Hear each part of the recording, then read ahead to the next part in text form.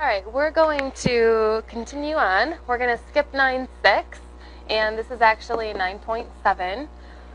To recap, if you have the square root of 36, that could equal positive 6 or negative 6, and we can write that as plus or minus 6. 625, the square root of that is 25, and then that negative out front, it would still be a plus or a minus. So this would be the square root of 4 over the square root of 25, which is 2/5. And this would be plus or minus 10.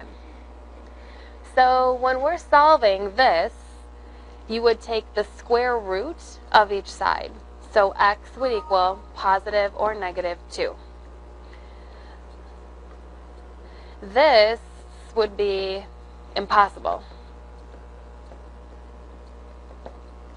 There's no number times itself that equals negative 9. We could divide this by negative 1, solve for x squared before, and then when you square root each side, you would get x equals plus or minus 7.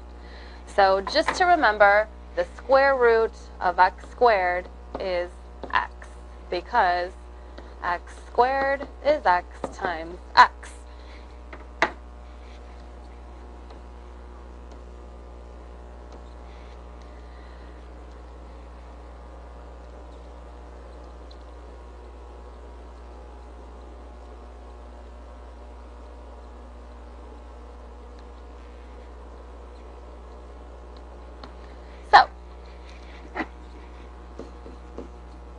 We're going to subtract 5 from each side. We have x squared equals 0. Therefore, x would equal positive or negative 0. Positive or negative 0 is just 0. So that would be our answer. Here we would add 49 to both sides. So 16x squared equals 49. Next step would be to divide by 16. So x squared equals 49 over 16. And then we're going to square root. Pretty much you're square rooting the whole thing. So that means that x equals square root of 49 over square root of 16, which is positive or negative 7 over 4. If you want to write that as 1 3/4, that's totally acceptable. Either one is fabulous.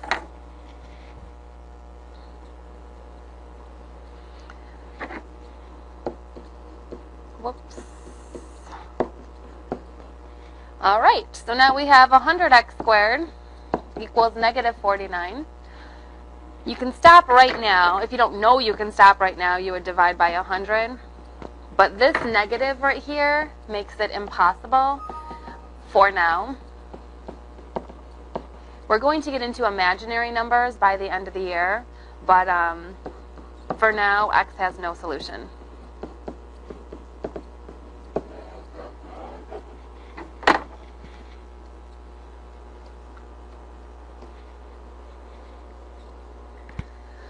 All right, since these aren't going to be perfect square roots, we'll estimate them with a calculator. If you can take the square root, though, you should do that.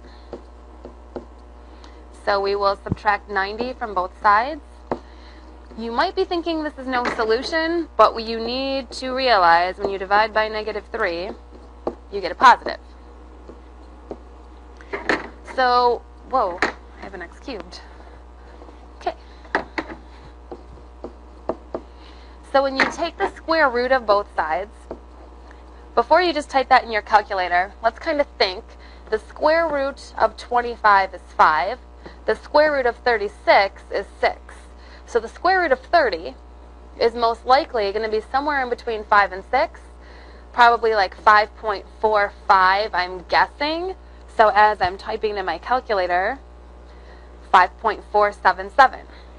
So x would equal plus or minus 5.477.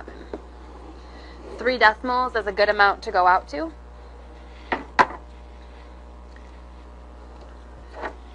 All right, this this rectangle is twice as long as it is wide. So let's go ahead and write the length and the width.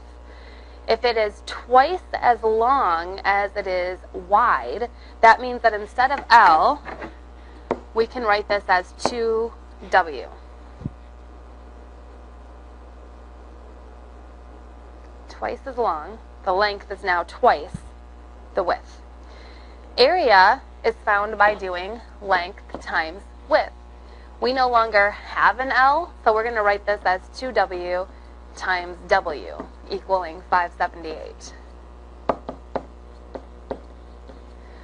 So we have 2W squared equaling 578. In order to solve that, we will divide both sides by 2.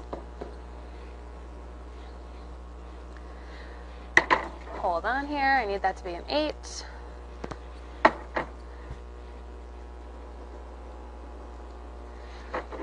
So W squared equals 289. And then taking the square root of that, it is exactly 17.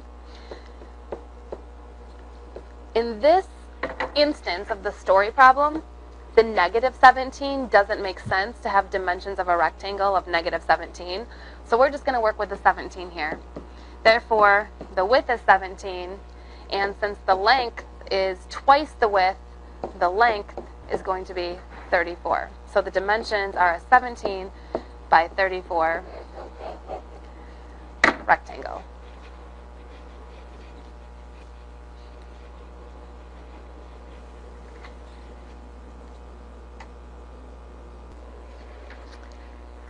And I just want to add in maybe 3 small problems from 9-6. And I just want you to write these on your sheet. If you had something like 0 equals x squared plus 7x plus 10, this is factorable. So you could factor that as x plus 5, x plus 2. So the two zeros are at negative 5 and negative 2. Okay. If you have something that's not factorable, something like this,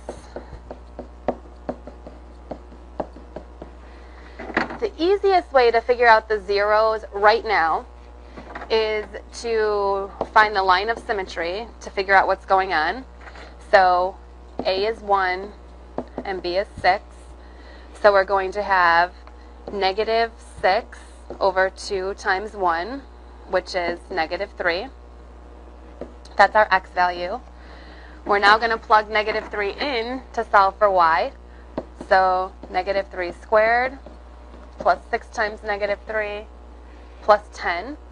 That's 9 plus negative 18 plus 10. That's going to give us 1. And then if you look at a table, if this is your vertex, a super easy number to plug in is 0. When you plug 0 in, you get 10.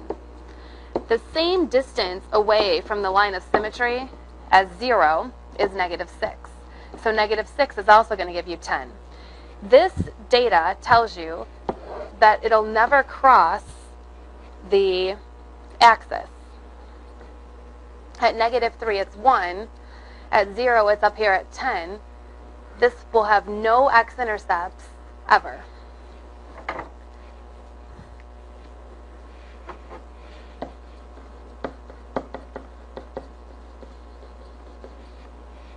And the last problem to look at, to go ahead and write, is this. So if again we do our negative b over 2a, that'd be negative 6 over 2 times 1. So that's negative 3. If you plug negative 3 in, you get negative 3 squared plus 6 times negative 3 minus 3. 9 plus negative 18 minus 3 is negative 12. And then if you look at a table with this data, negative 3 gives you negative 12. Again, a super easy number to plug in is 0. 0 is going to give negative 3. That's going to match up with negative 6. We're still in the negatives. The spot where it goes into the positives is where the x-intercept's going to be. So if you plug 1 in, you get 1 plus 6 minus 3. So that would give you 4. Which means that negative 7 would also give you 4.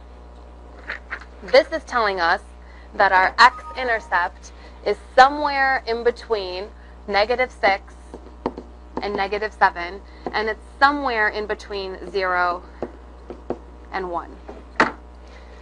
We will learn the quadratic formula in a couple days to get those exact points, but right now, through graphing and estimating, that's all that you're expected to do. So, have a wonderful night. Thanks for tuning in.